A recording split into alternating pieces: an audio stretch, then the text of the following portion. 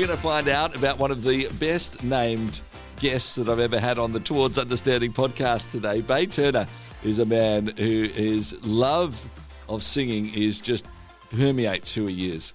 He's going to talk to us about that deep, rich purpose of why he sings, what happened when he completely lost the ability to sing, and now how he treasures it even more and credits God with a remarkable miracle in his life. Just before we get to this conversation, do please like, rate, review, share this with others. It helps us get it out to more and more people. Let's have a chat with Bay Turner. G'day, Bay. Hey man, thank you for having me, Clayton. This is exciting.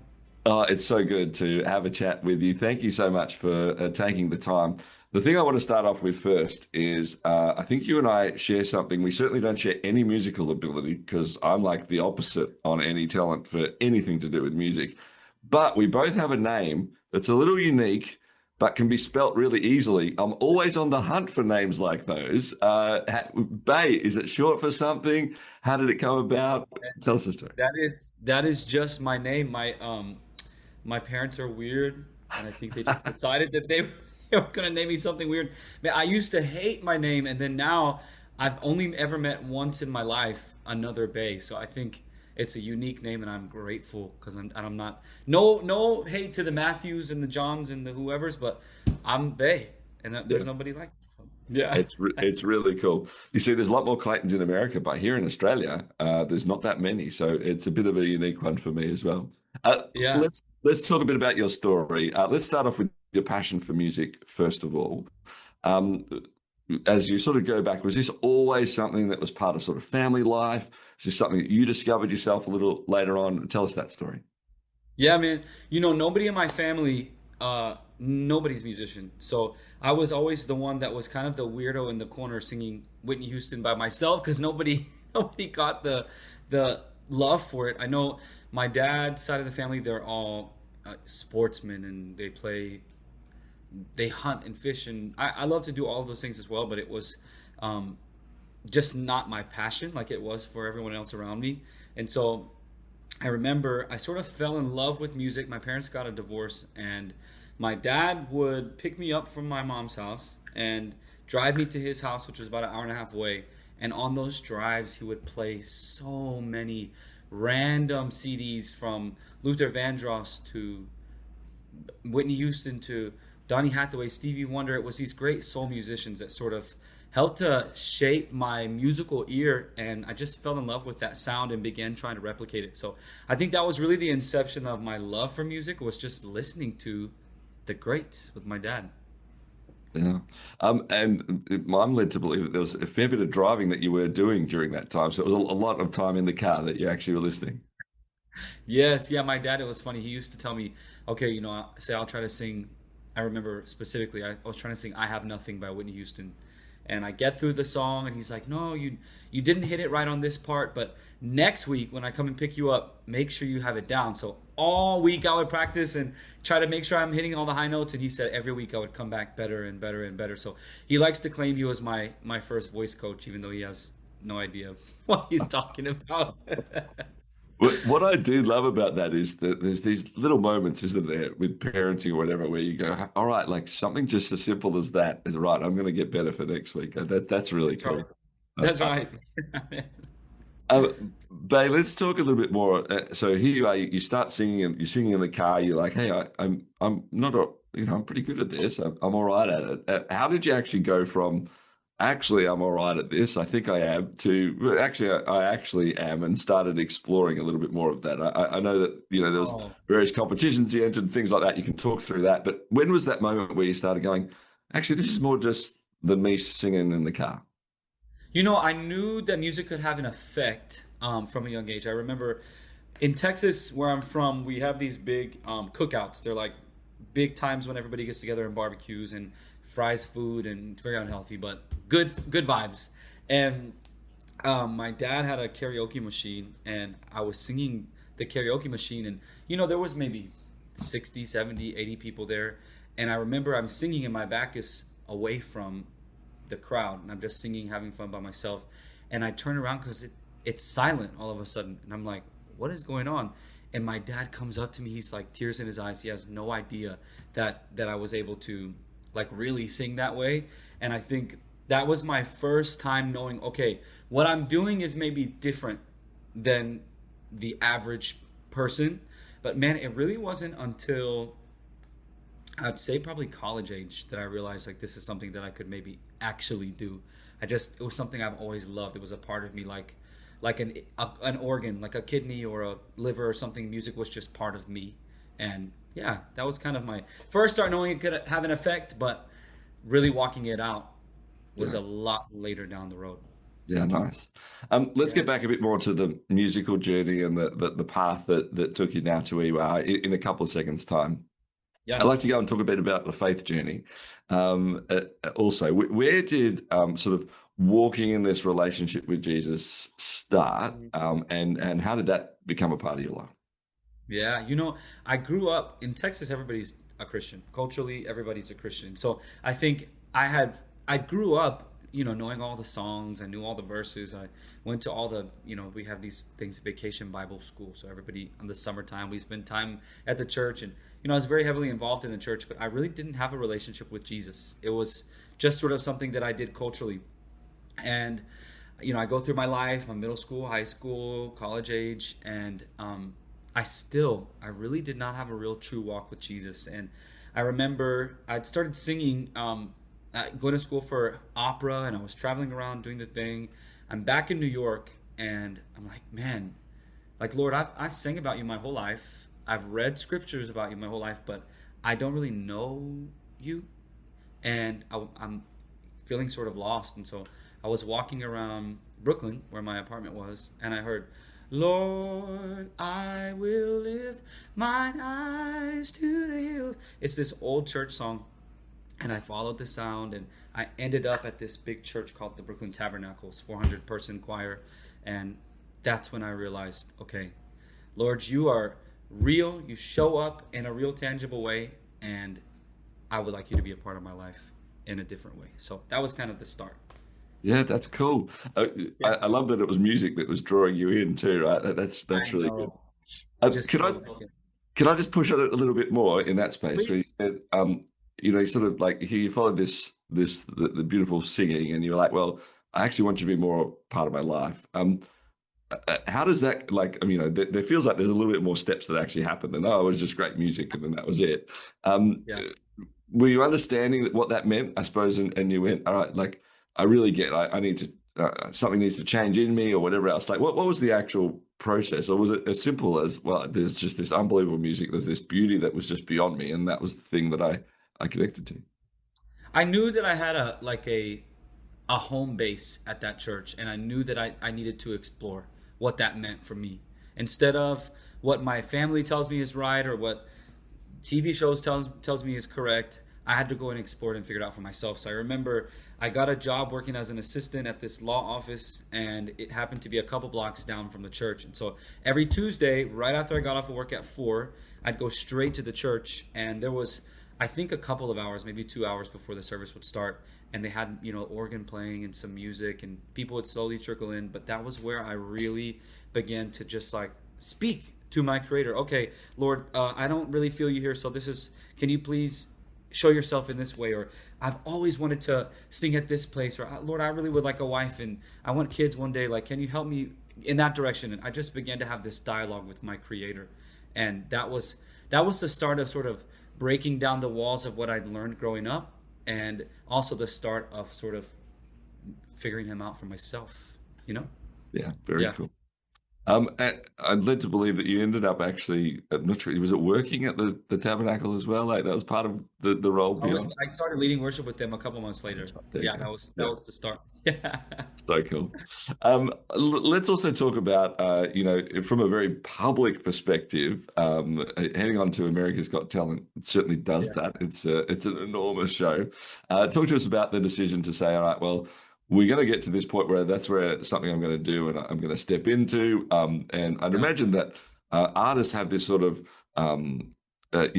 question that they have to make, like, do I step into some sort of reality show, versus sort of a traditional path? Do I do both? How does this work now? Yeah. Take us through your thought process. So 2019, actually, when I was living in New York, I auditioned just for fun, and I went on as an opera singer. And they said, okay, we really like you. We like your personality, your vibe. why don't you come and sing for us as like a Josh Groban type? And I'm like, sure, let's do it. And I never heard from them again. Never got to audition for the show. Nothing ever happened. And then I got a call at the end of 2021, and the producer said, we remember you from New York City. Would you still be willing to come to sing? I said, of course. They said, well, if you're going to come on the show, you'll get a call from us in January. And I'm like, great. January rolls by, February rolls by, March rolls by, April, I get a call. Hey, Bay, we just emailed you tickets. You'll be in LA for 2 weeks. Here's the day that you're auditioning. Da, da, da, da. And I'm like, what? So I get on the plane and I go, and I ended up singing a Callum Scott song called Biblical.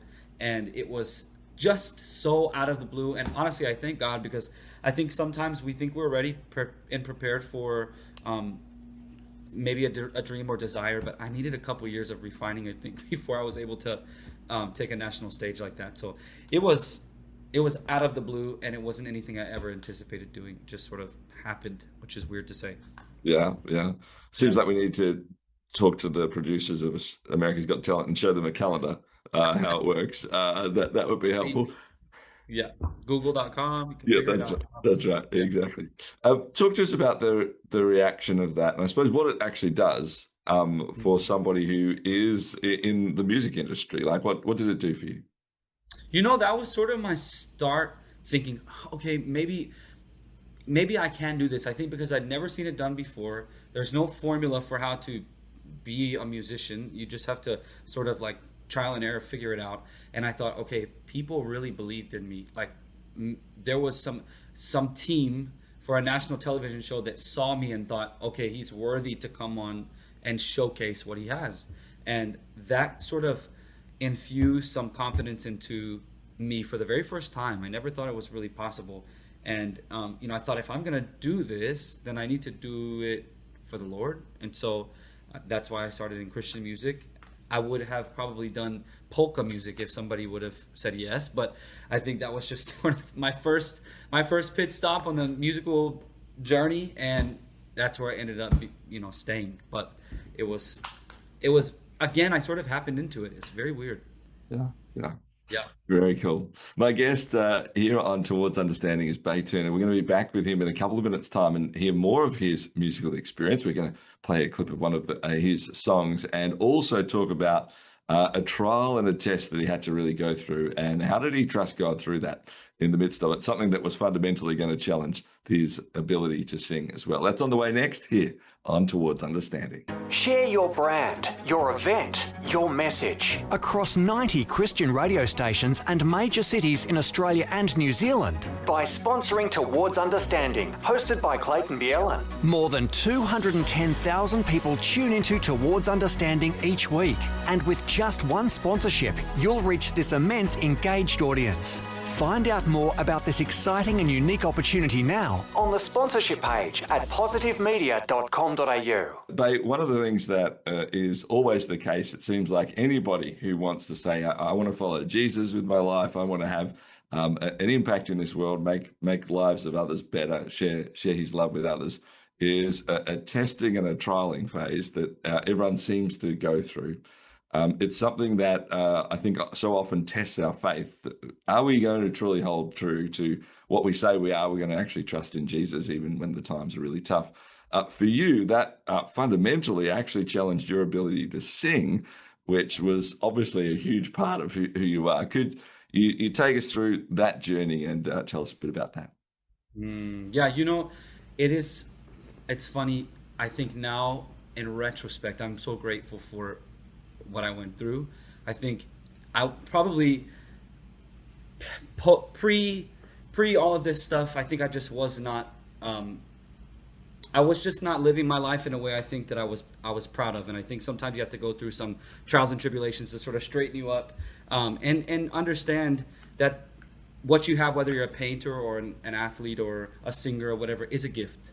And this was something that I had to learn sort of the hard way. But I went in for a pretty routine surgery, and I found I had a tumor in my chest. There was no cancer or anything like that, but I had to get the tumor removed.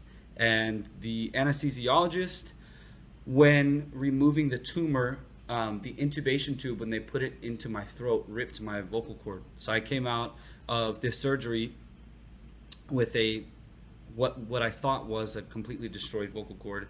I went into a voice doctor. You know, there was a couple days of just hoarseness, and I went into a voice doctor, and he said, "You'll never sing again.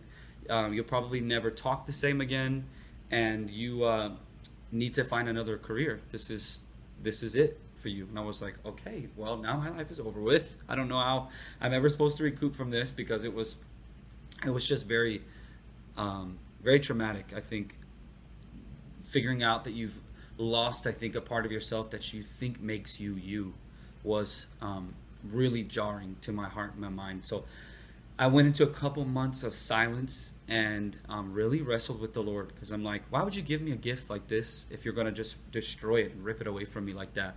But I think what had to happen was the Lord had to do some surgery on my heart and get my soul and my spirit sort of in alignment. And after that work was done, then he performed the miracle on my voice and totally healed me. So that's a sort of buttoned up version of what all the sort of pain and trials and tribulations that I experienced, but it was a crazy story. Let's ask a few things around that too. I want to hear around that idea when you're in those couple of months or whatever it might be, and you're thinking, okay, maybe this is actually it. And well, hold on, this was my whole life. This is where it is. How did you actually come to, before that miracle, how did you actually come to a place where you could say, all right, I'm going to step forward, whatever happens from here? Because I imagine that it's unbelievably hard, but also necessary. Yeah, it was my identity, I think, that had to shift, because my identity was, I'm a singer. I've always been the singer in my family. That's how I've always been known in my community and my family. And I think when I came to the understanding that my identity is Christ follower and person that follows Jesus, the rest is sort of a cherry on top of that. So I think when I came to the understanding that I'm worthy just as a son of God, and I don't need to be a singer, or if you're a painter, or if you're an athlete or whatever, those things are cherries on top of the sort of base foundation that you're worthy as a son of God. So when I came, or daughter of God, when I came to that understanding, I think that's when everything began to shift for me. And I said, if I never get to sing again, I'm okay. I had to sort of release it to him. So that was not easy, and I'm thankful I didn't have to give up singing, but I was ready to. Yeah. And talk to us about the miracle. Like, literally just sort of one night you woke up and it's fine. What happened? You know, sort of mentally, yes. So I had just a knowing in my bones that I was going to be okay, that my voice was going to be okay. It was after months of silence. I just had this gut feeling, go back to the doctor and you're going to be healed. So I went in with faith like a mustard seed, and I said, okay, I think I'm okay. I think I've been healed. And I went to another ENT, and that ENT actually requested the documents from my previous doctor, because he said, I cannot see a single scar. There's no issues. There's been a miraculous healing. I've never really seen anything like this before.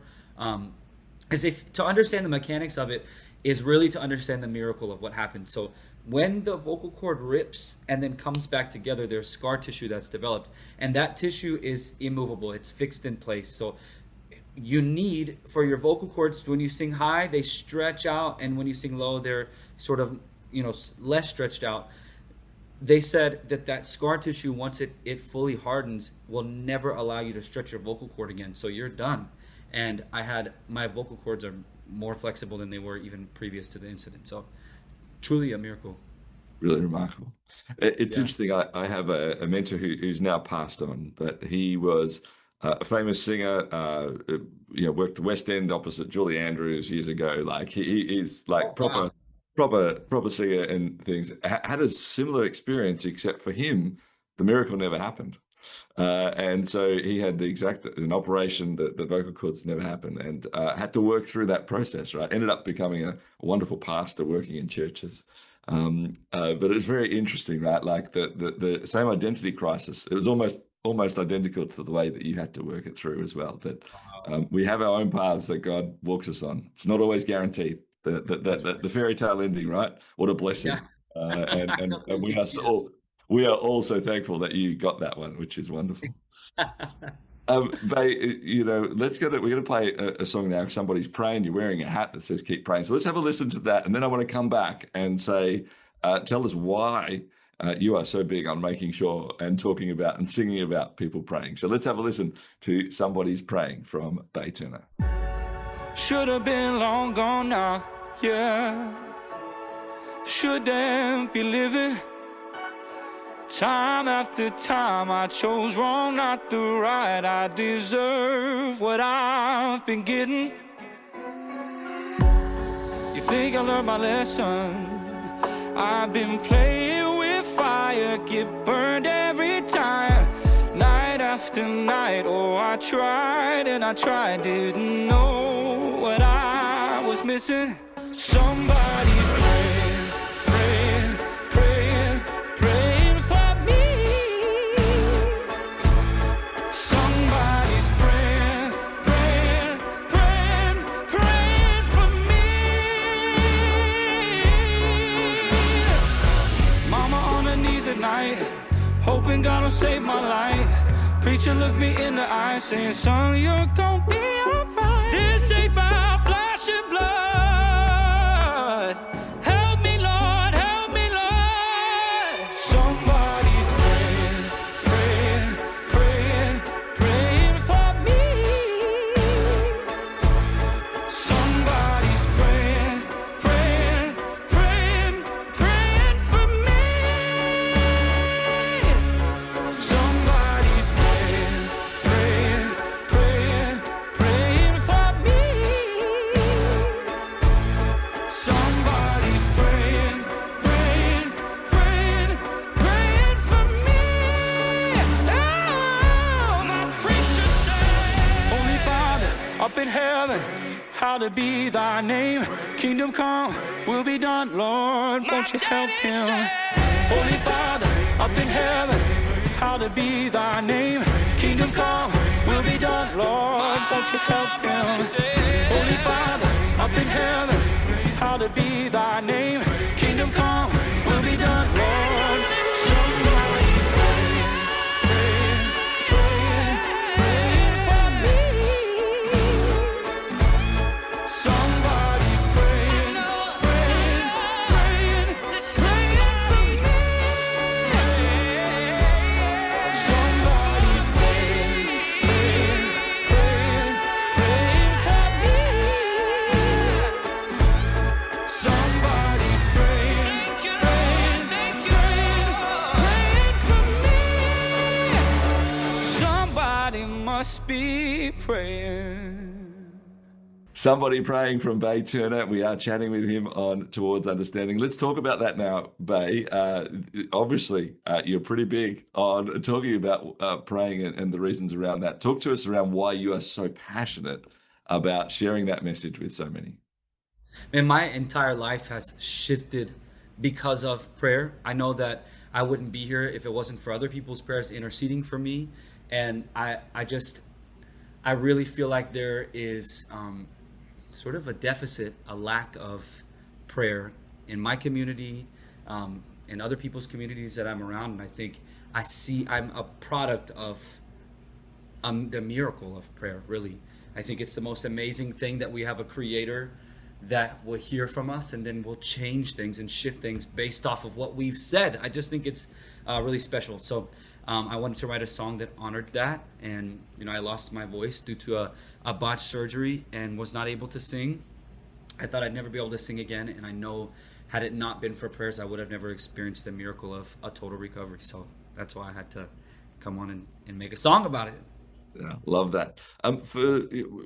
We know that around both Australia and New Zealand, people listening, we have people who have a strong Christian faith. Others who are saying, "Well, I don't have any faith at all," or I don't mind listening. Could you maybe I'm thinking especially for that second group of people, say, what do you consider prayer? Like, what's your definition, I suppose, of prayer?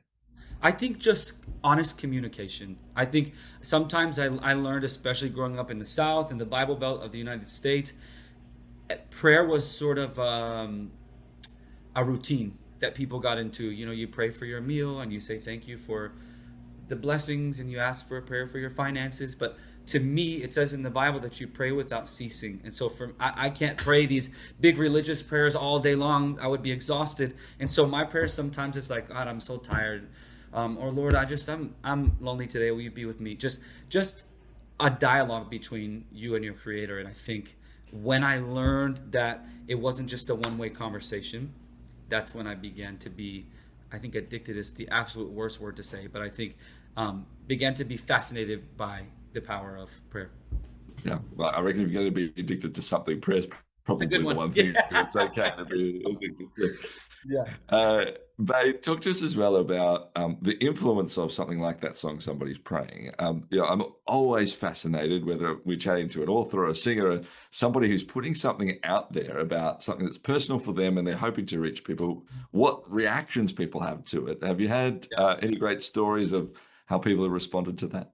Yes, I think I was encouraged by the scripture before I wrote this song. You overcome by the word of the Lamb and the blood of the Lamb and your word of your testimony. Forgive me. And I think I began to start to write my own story. I think I got so used to maybe writing songs that I thought everybody else would want to hear. But this was Somebody's Praying, along with a lot of other songs on my current project, are all just my story, my testimony. And in that, I began to see the breakthrough. I think there was a little tangent. There's an actress named Chrissy Metz who is on a TV show called This Is Us. It's a large TV show. I don't know if it's in the States or whatever, but I was speaking with her and she said when she began to write into the script her own story, her personal story, the amount of people that would come to stop her in the streets to tell her thank you and to resonate with her doubled. And I thought it was fascinating because I thought if you wrote your story, then maybe less people would resonate, but it's not true. So I say all that to say, writing my story, singing about my testimony, I've had so many people come up. A lot of people, I was actually with a lady who was addicted to drugs and got clean. And this song was sort of her anthem.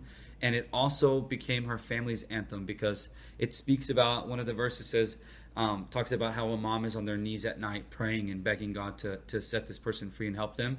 And it also became her family's anthem too, which is, I think, really special. So that's one of many, many stories. It's great. I love hearing those. Always love hearing the stories. That's the incredible impact. Bay, talk to us, and it's perfectly fine if you're like, no, I don't have any other next ideas. I'm just living in this moment with this album and all of where it is. But love always asking the questions around that. What are the next thoughts and the ideas? Do you have ideas on, hey, I'd like to explore this, I'd like to try that, maybe this theme, that theme, whatever it might be? Yes, yeah, I'm always writing and thinking and processing. I think I don't know if this will be a next project, but maybe a next song.